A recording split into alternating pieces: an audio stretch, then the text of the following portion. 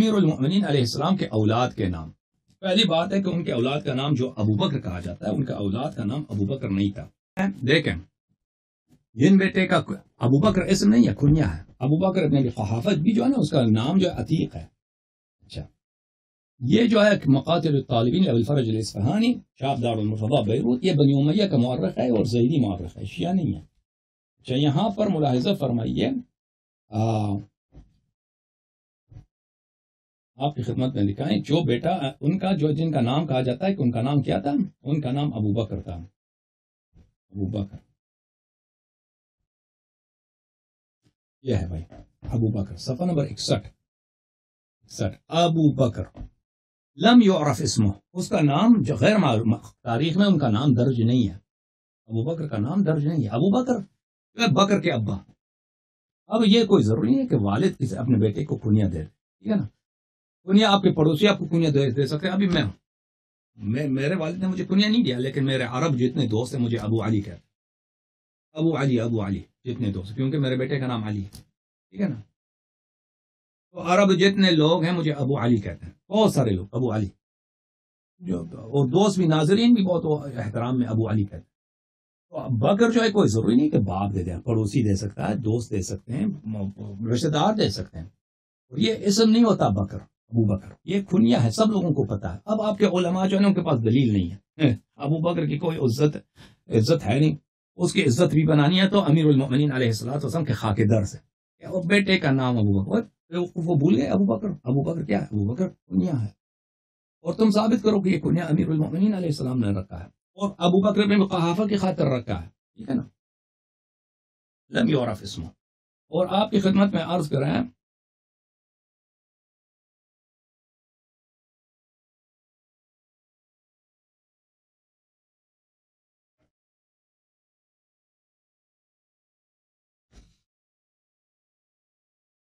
یا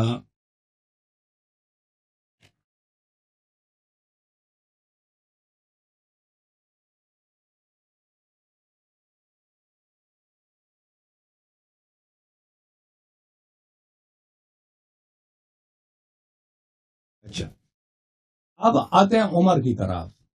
عمر،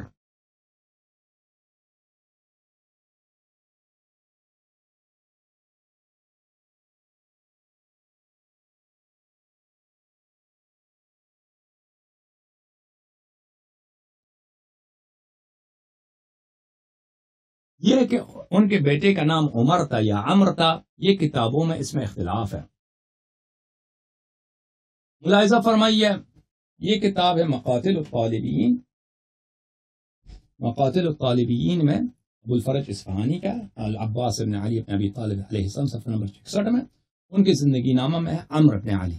ان کا ایک بھائی تھا، ان کا نام عامر بن علی تھا. عامر، ایک عربی زبان میں آپ کی خدمت میں یہ دکھاؤں کہ عامر اور عمر میں فرق ہوتا ہے، لکھنے میں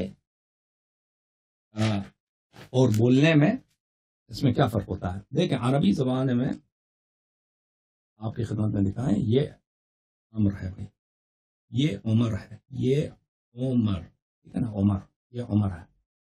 اب ایک اور لفظ ہے عامر.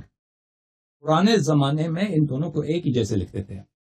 عامر اور عمر کو پرانے زمانوں میں رسم الخط ایک ہی ہوتا تھا، اس زمانے میں جب نقطے نہیں ہوتے تھے وغیرہ وغیرہ.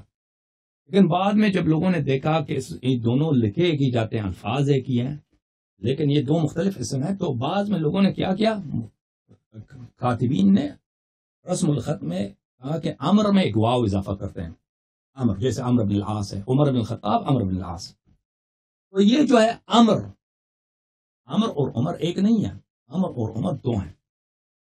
اچھا، جب یہ پتا چلا آپ کو کہ یہ امیر المومنین علیہ السلام کے فرزند کا نام کیا عمر تھا یا عمر تھا، ملاحظہ فرمائی کتاب سنن ترمذی میں، سنن ترمذی میں نے کہاں رکھ دیا،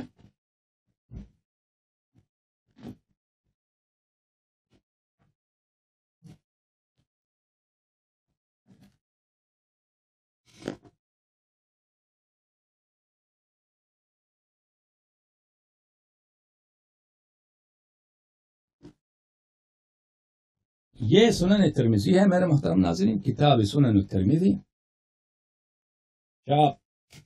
دارالفکر کتاب چھپی ہے سنہ 2008 میں دارالفکر بیروت میں. ملاحظہ فرمائی صفحہ نمبر 645 میں حدیث ہے 2212.